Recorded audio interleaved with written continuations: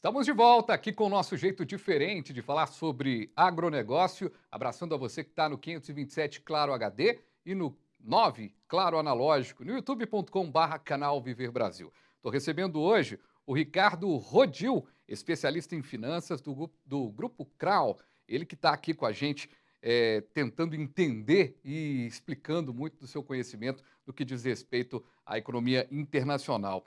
Ô Gil, a gente fala sobre o agronegócio brasileiro no mundo, né? E há uma expectativa muito grande, né? De que o agro vem crescendo a cada ano e na última década foi tão importante. Eu separei aqui um material muito, muito legal mesmo, o material, inclusive do canal Capital Financeiro, retirado do canal do YouTube do Capital Financeiro, que fala sobre a importância do agronegócio no Brasil.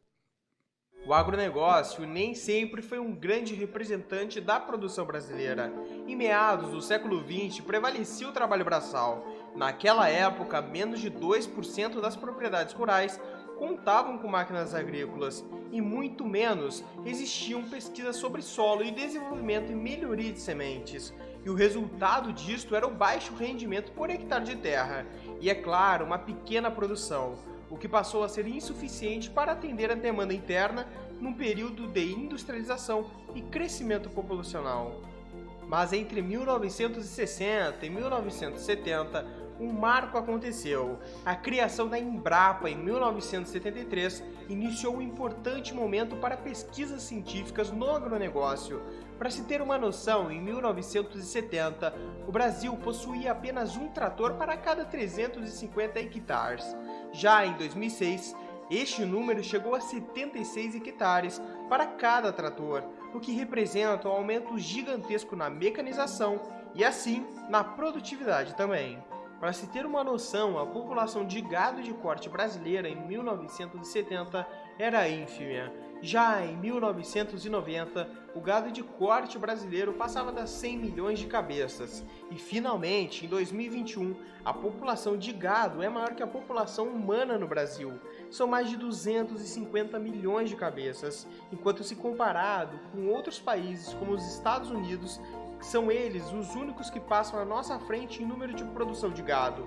O Brasil é o maior exportador mundial. Toda a carne exportada no mundo, mais de um quinto é brasileira, que por ser a metade do preço da carne americana, consegue ser muito mais competitiva no mercado, mesmo tendo a mesma qualidade.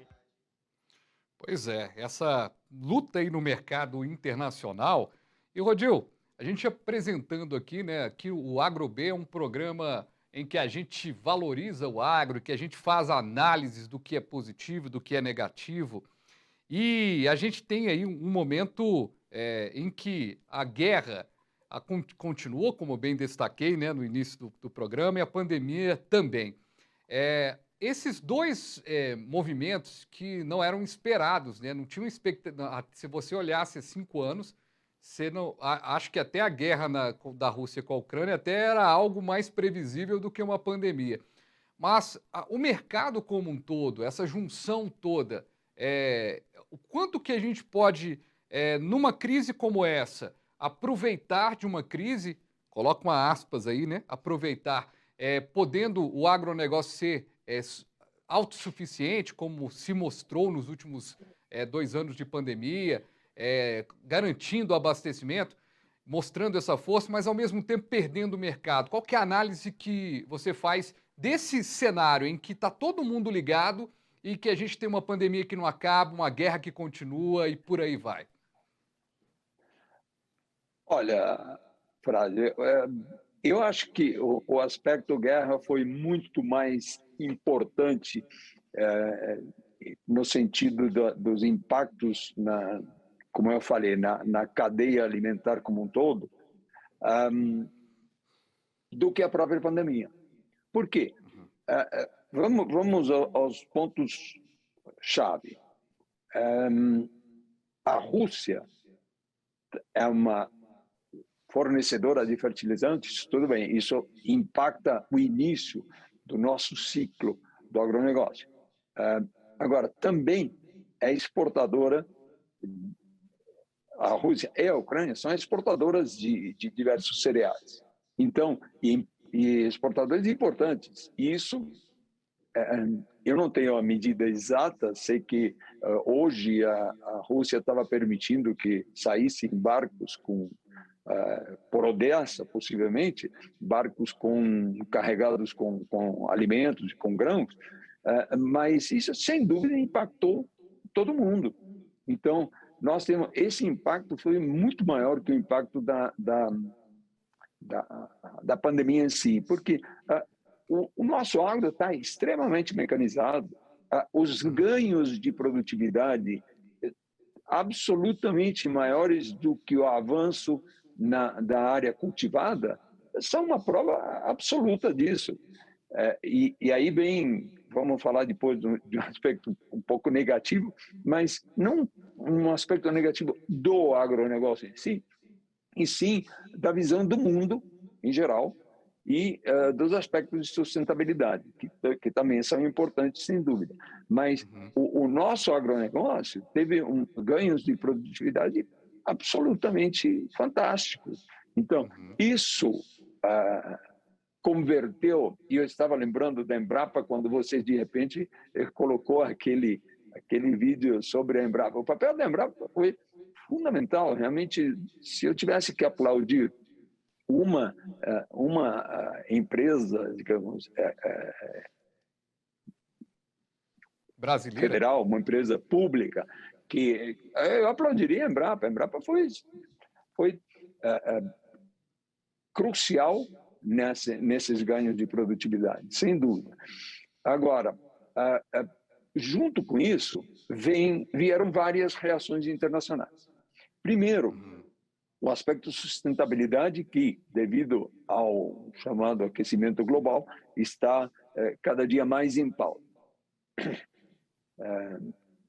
E, por outro lado, a necessidade de que realmente vejamos toda essa atividade com um olhar mais focado na sustentabilidade. De outro lado, temos a tradicional postura europeia, substancialmente da França, de proteção da sua produção, mesmo que seja uma produção absolutamente menos eficiente que a brasileira. Quer dizer, está dentro da globalização, a França foi um dos motores da União Europeia, mas, do outro lado, está cuidando dos seus subsídios a ferro e fogo. Então, esses são dois aspectos que realmente, com os quais o agronegócio brasileiro vai ter que lidar e achar as soluções.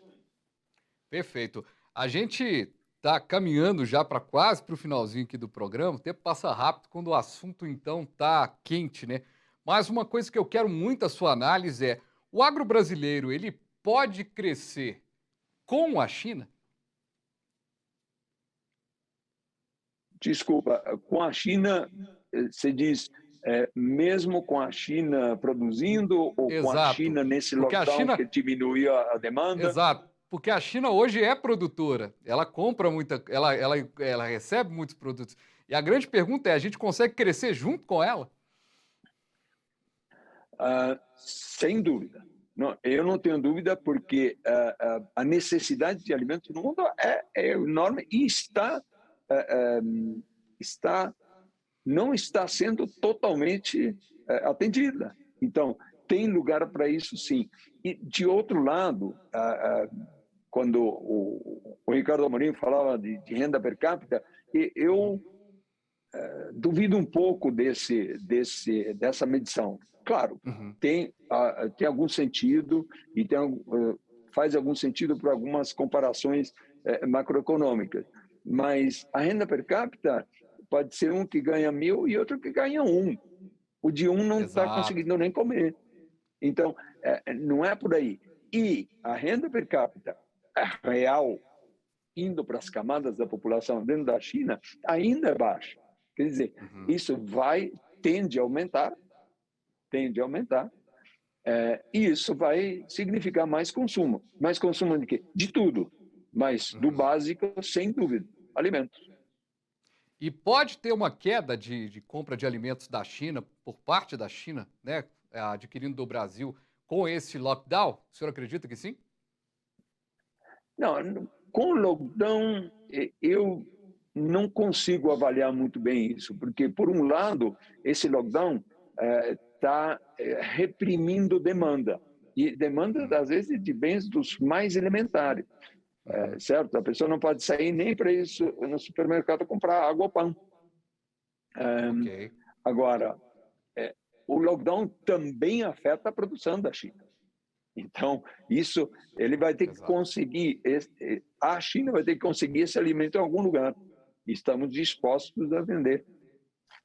Pois é, esse aqui é o grande lance. Eu acho que até tinha separado aqui, né? Os analistas descartando qualquer queda na demanda chinesa por alimentos, e está até na tela aqui do canal Viver Brasil.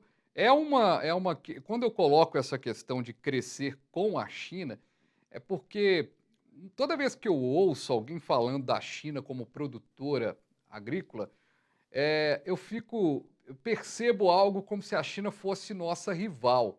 E quando, na verdade, eu acho que o mundo tem fome, né, Rodil? Então, assim, eu acho que a China, ela pode... A única coisa que eu acho que é desleal na competitividade com a China ainda é a questão de mão de obra, né? Quando você disputa com a China, você tem uma mão de obra baratíssima na China, e no Brasil a gente tem uma mão de obra que poderia ser melhor valorizada, a gente está aqui, sabe, pode ser melhor valorizada em cada setor, mas ainda há leis trabalhistas, há questões mais, né, é um país democrático contra um país, né, que tem todas as dificuldades de uma ditadura, ou seja, a gente tem uma concorrência desleal, mas eles vão precisar de produtos brasileiros, assim como nós vamos precisar da China para insumos também. Ou seja, todo mundo ganha nessa parada, eu consigo ver isso. Mas eu queria ver a sua abordagem final sobre isso. Dá para a gente ajudar a China nos ajudar? Eu concordo com a sua palavrinha mágica. O ponto central aí é o fato de a China ter um governo centralizado e poderoso e que impõe absolutamente tudo, certo? Então, nesse sentido, eles vão continuar tendo a mão de obra barata, mas, mesmo assim, não é o único país de mão de obra relativamente barata, e mesmo assim, o agronegócio brasileiro conseguiu uma penetração fantástica a nível mundial, e baseado, inclusive, na mecanização e nesses ganhos de produtividade que realmente foram absolutamente fantásticos. É aí que está o ponto central da competitividade do agronegócio brasileiro. Rodil, eu só não sei se os chineses vão ter a força que a nossa agricultura familiar tem, né? 80% da agricultura familiar, o agricultor familiar vai lá, acorda cedo, batalha, vende o leite dele, recebe daqui 3 meses, mas está lá na batalha, quer dizer... vamos aguardar, mas é muito interessante como foi bem destacado no início, né? A gente teria muita coisa para discutir, mas a gente conseguiu fazer um raio-x aqui. Ricardo Rodil, especialista em finanças do Grupo CRAU. Muito obrigado, viu, Rodil? Seja a primeira de muitas aqui. Inclusive, já vou fazer um convite para a gente abordar aí outros temas no decorrer dessa guerra maluca e dessa pandemia do pandemônio. Muito obrigado, viu? Eu que agradeço a oportunidade e realmente eu estou ao seu dispor. Bacana demais. E você, meu querido telespectador, você, minha querida telespectadora, muito obrigado a você que esteve aqui com a gente, acompanhando essa discussão. Chegou no final, gostou bastante? Vá lá no youtube.com/canal Viver Brasil que você assiste esse programa todo na íntegra. E a gente volta numa próxima edição. Valeu!